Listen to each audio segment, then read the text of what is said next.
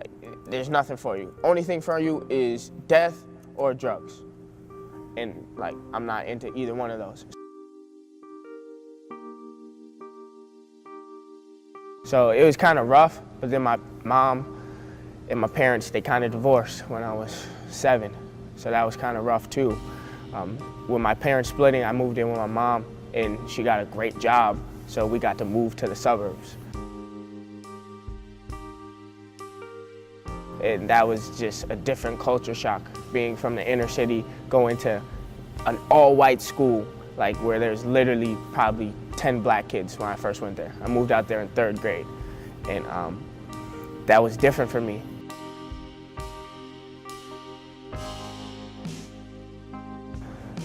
And I was the middle child.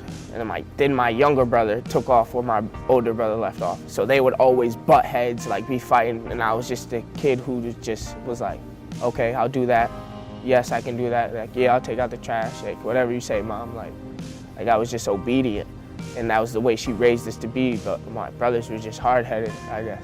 They've shaped up and like are great people now, but just in their younger years, they just were hard-headed.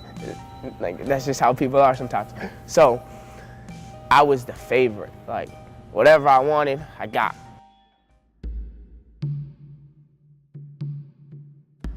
So I started playing basketball when I was about 3 years old. My dad, he put a basketball in my crib. Like, it was no doubt I was playing basketball, no matter what. As I got over that, I started playing some other sports, but like, my father really like instilled in me and my brothers like basketball was gonna be our game.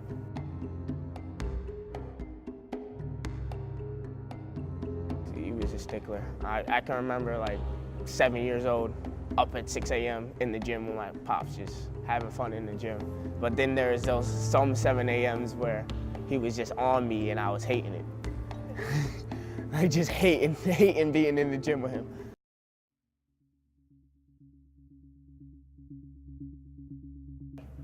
Like, football was his sport. Like, we played football and basketball together. Like, football season, it was his show. Like, they would throw me the ball once in a while. Like, I barely touched the field, but he was always out there. Basketball season, I was always out there. Like, he barely got in the game. But the games he did play, like, you would think, like, he was some Kobe Bryant all-star, like LeBron James, like phenom, because he would just play so hard and outwork everybody.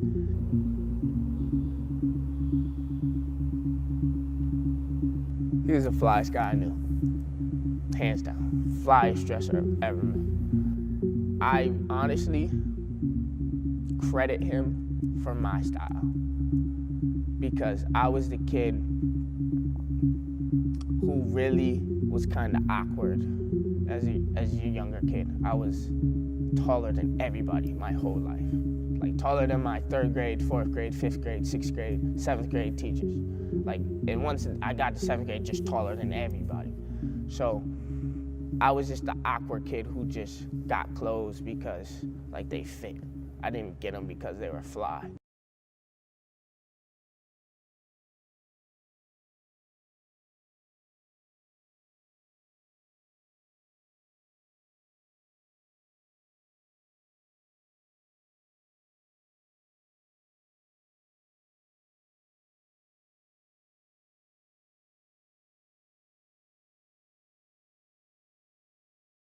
It veered, hit a patch of ice, and turned sideways into the middle of the street. And there's an old lady coming over the hill. It goes from a 35 to a 60. And she was still doing 60, and I was doing about 20. Student is dead and another in guarded condition after a car crash in Chilai. It happened in the 4500 block of Buffalo Road just after 8 a.m. The 2 students were on their way to coach a basketball camp at the high school and were less than a mile away when they crashed.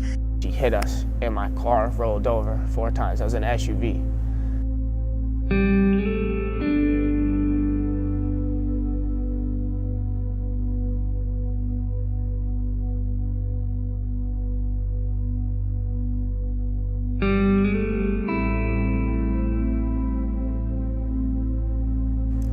ruptured lung, a burst spleen, collapsed, I already said that, traumatic brain injury, I broke my nose, I broke part of my femur,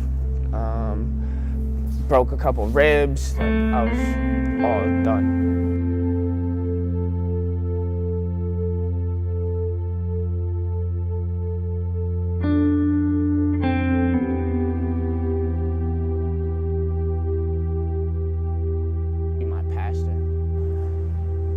My mom called him, he came in and he prayed for me.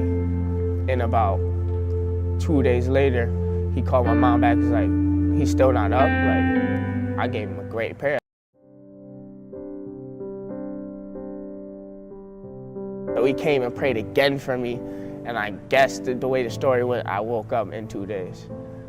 And when I woke up and I finally went back to church, he was like, you gotta do something for me. And I was like, what's that? And he was like, you're gonna go back to school sooner or later. And once you go back to school, you're gonna be a rock star. And I was like, okay, I understand. And he was like, but don't let that rock star effect get to your head.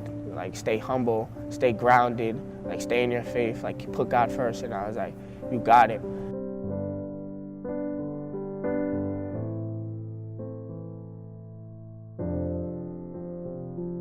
Nurse Jackie in the hospital when I first woke up. She was like, we're gonna get you back to basketball. And I told her she was crazy. Like, because all the doctors told me I wasn't gonna walk again. Like, I couldn't run the same way like I used to. I was never gonna be the same athlete. So I like basically brushed her off. And one day, like after like 3 or 4 days, she came in and was like, get in this wheelchair. We're gonna start your therapy. Let's go. And I was just like, all right. And I gave in. So now, basketball is like everything to me. Like, now being my senior year, I struggle with the fact that this is my last year and I don't have another year to play.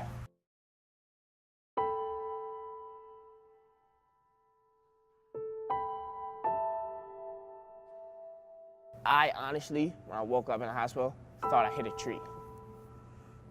And my family kept this from me for about 3 days, and they told me after the funeral. Like, my mom came in, she was dressed in all black, and she told me I lost my best friend.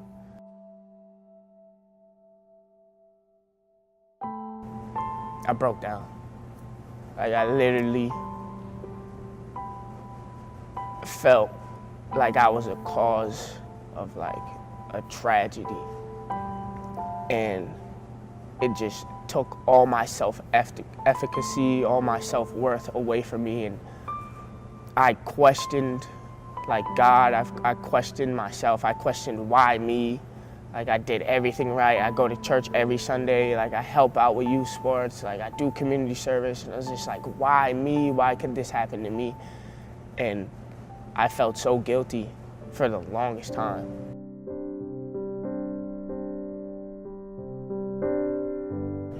So I wake up, eat breakfast, go to PT, eat lunch, then go back to PT, then eat dinner, go back to PT, go to bed, get a shot in my stomach, go to sleep, do it over again.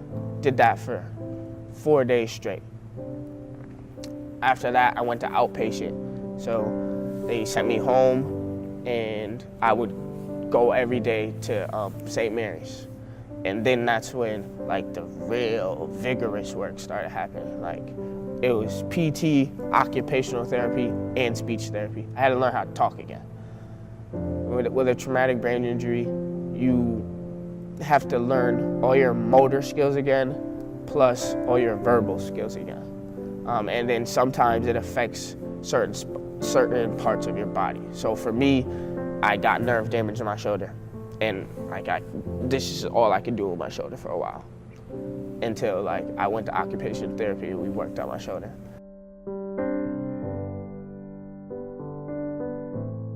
Like, I started engaging with people more, so my speech started to come back.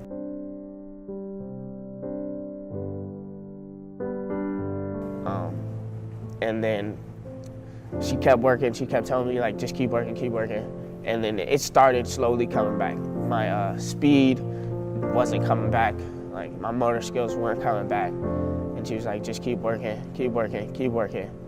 And then it just clicked, and I took off.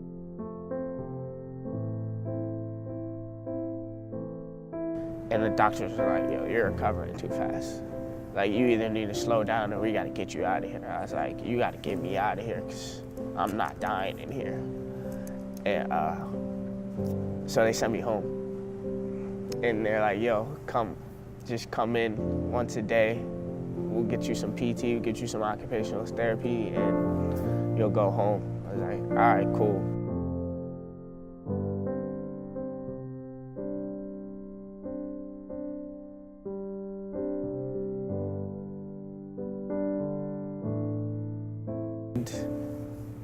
A pretty decent rest of my senior year, but it was just so much time, so much effort, so much sweat, so much tears. Like, but Nurse Jackie was always there, just pushing me. Like, every time I wanted to give up, she never let me give up.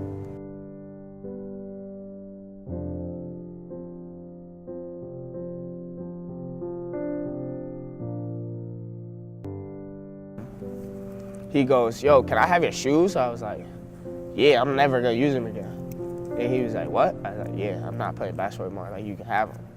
And he was like, okay. And like, he wrote like, rest in peace, Dijon on it. And like, he wrote my number on it and stuff like that. And he balled out in my shoes. And I was just like, yeah, I don't want to play. Like, I'm done with basketball. It's like, I don't even care about walking anymore. Like, I literally wanted to drown myself in my sorrows.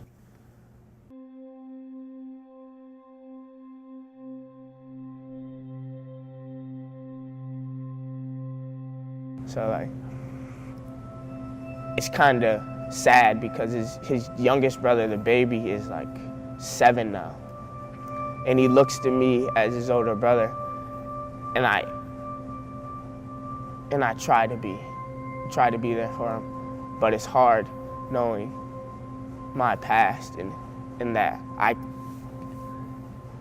like the guilt is still like underlining sometimes, but not as bad as it used to be.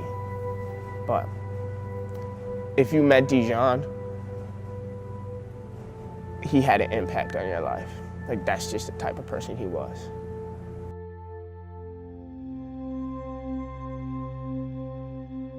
That was definitely lost. For about 3 months, I was very depressed.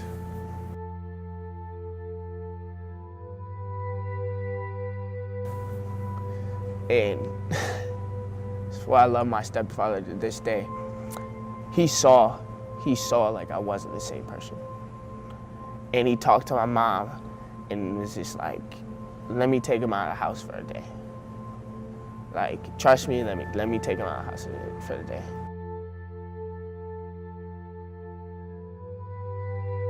So he took me to see it. And I laughed so hard the entire movie. Like, it was just what I needed. And after that, like, my funk slowly started to fade. And like, he was like, yo man, like, I understand, like, you lost your best friend, but you can't let this define your life. And he was like, your friend is always gonna be with you wherever you go. So at that's probably where the dynamic started to change, and I started to get my personality back. I started talking more. I started cracking a little more jokes here and there. Like, my sense of humor started to come back. And then slowly but surely, like, as I dived more into my faith, like, I started to become myself again.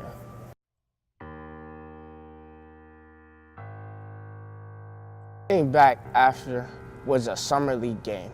It was a rec center summer league game. I played with my brother.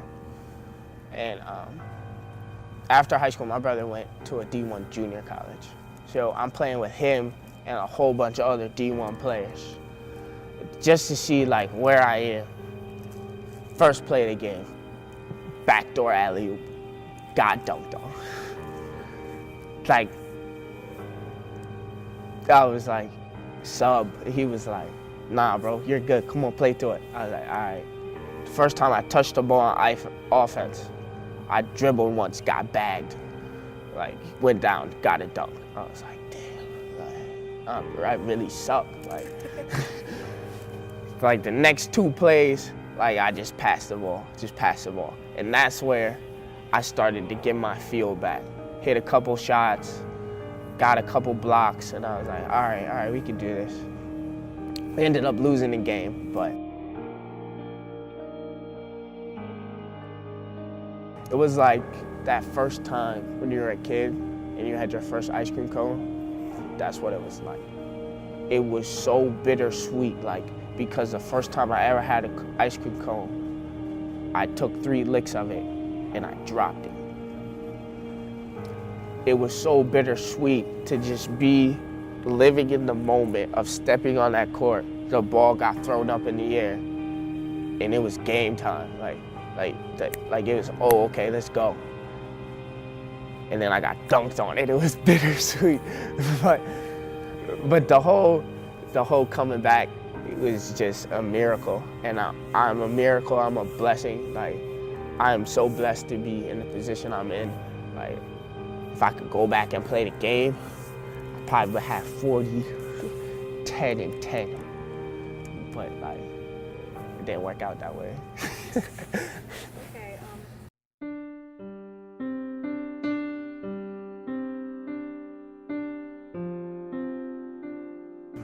Me being considered to be a D1 athlete and then got taken away from me, and my best friend got taken away from me, I was just like, yeah, forget all this. Like, I don't need this.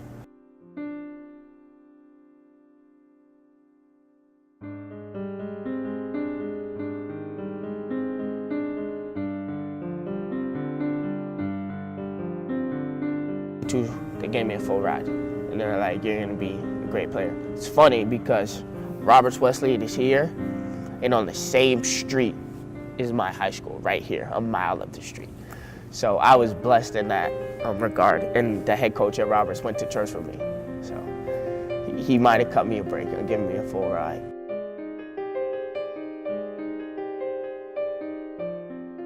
He's like, but academically wise, like, we need to get you in the right position so you can be successful here. So I had extra time for tests, take tests in different locations, had a special pen that would record class for me while I was taking notes. So it was lit, and I could upload it to my computer and I could listen to the professor talk all over again. So that's how I got through like the first year of college, because I couldn't really take notes and focus on him, so I would just record and sit and try to absorb what he was saying.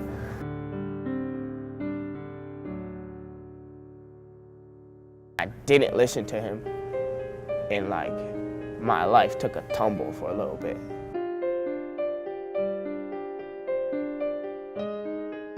He was like, I don't know what you can do. Like, you just, like, first the car accident, now your shoulder, like, I feel like you're injury prone. I was like, all right. Like, I really wanted to tell him where he could go, but like, he went to my church, he knew my family, he gave me a shot when nobody else gave me a shot. I was like, all right, fair.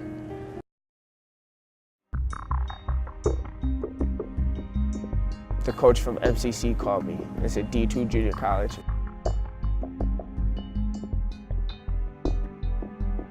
And he was like, yo, come play for me. He's like, we're about to get you right. And I was like, all right, cool.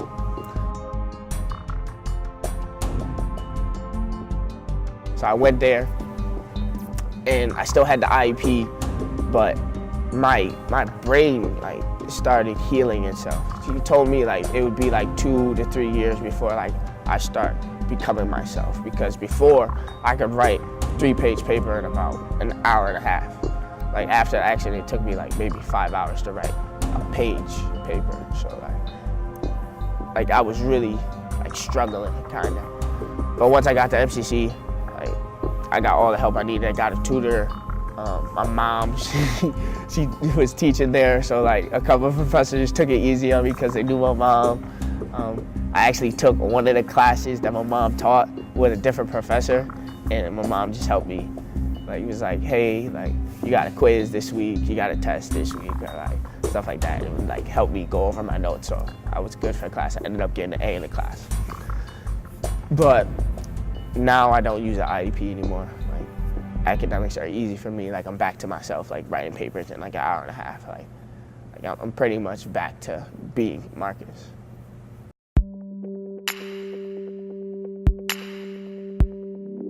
I was really involved in MCC. I was an RA, I was a peer mentor, I was captain of the team. Like, so, like, I was really well known.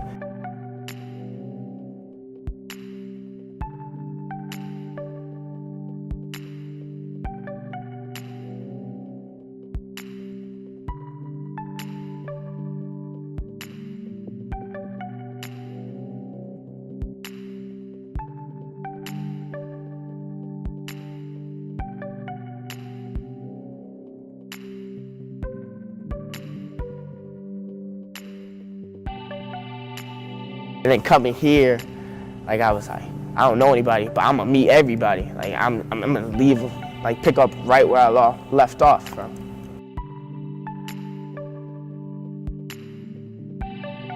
First year here, terrible. I got here coming from a D2 school where my freshman year we went to nationals, and every sophomore on my team, MCC is a 2-year school. So every sophomore on my team signed to go D1. Like, every player on my team was elite, and there was only 2 freshmen on our team. Me and another kid who plays now at FSU. Like we were nice. Like, we probably should have won the whole thing. We came in 5th, we lost to the team who won the whole tournament. I thought, like, I was gonna be the man. Like, I thought the offense was running through me. Like, I'm getting the ball at least once every possession. It was a rude awakening when I met Dunn.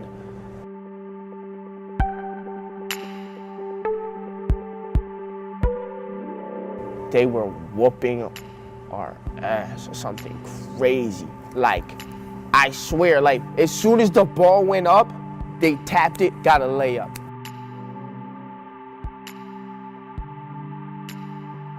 Me being from Rochester, me having that, like, Rochester mentality, like, people in Rochester, like, we're tough people. Like, we don't back down from anything. Like, when it comes to basketball, like, if you back down on the court, like, people are gonna talk about you. And you never wanna be that person to get talked about. So,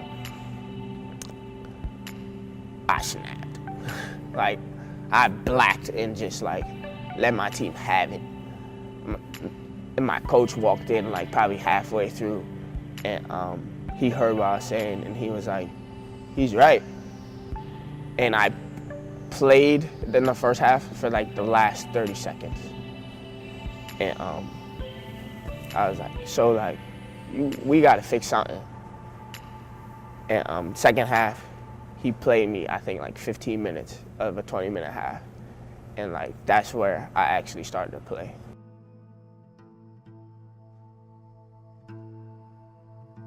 I ended up playing really good. I scored 10 points. I had 5 steals, 2 charges, and 10 rebounds.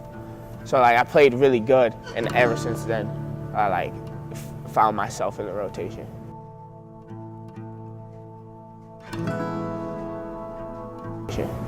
And this year, as a captain and a starter, like, my role has just increased. My leadership has just, like, it's now or never. And I told my team in preseason workouts, like, I refuse to lose this year. Like, I'm on a different type of mentality, and I was like, we're on a different type of grind right now. Like, and they bought into it off the jump, because they could see how much I wanted this so badly. And we would talk, and I told them about Dijon, and I told them about how blessed all of us are to be in the position to play the game we love and go to school and not have any worries in the world right now. And how they should never take this for granted, because it can be taken from you like that.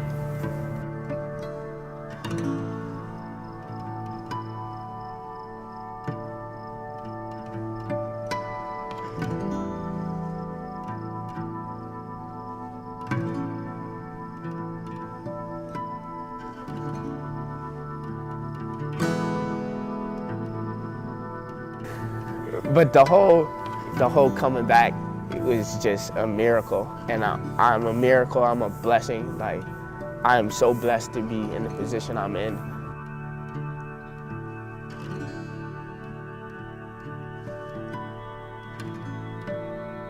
And I just thank her every time I see her. And she was like, last time we hung out, she was like, you don't have to keep thanking me. Like, I know you're appreciative. Like, but now, like, next game, you gotta have 20 points and like 10 rebounds. I'm like, all right, I got you.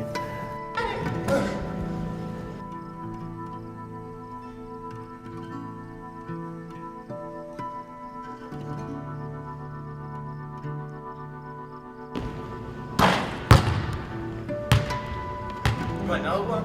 Sure.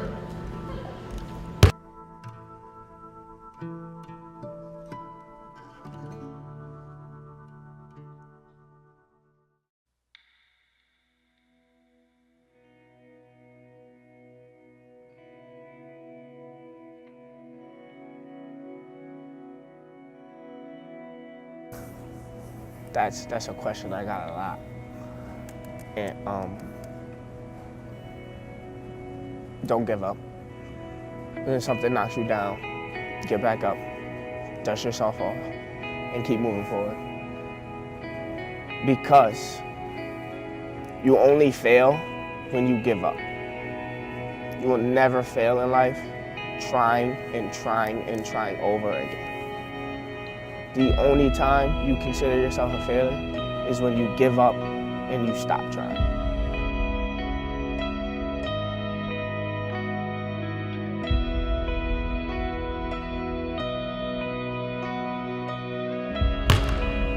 That was nice.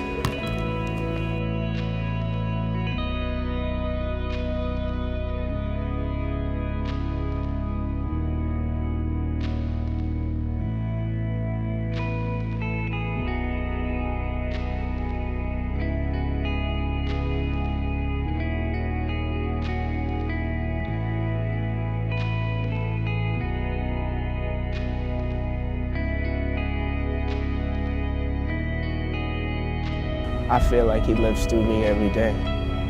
I feel like he's sitting right here with me in this interview. Like, he's with me everywhere I go. I carry him in my sleep. I carry him in my walk. I carry him when I'm running up and down this court. Like, I don't play this game for me anymore. I play this game for Dijon, my grandfather I just lost, and my high school coach's wife who died of breast cancer.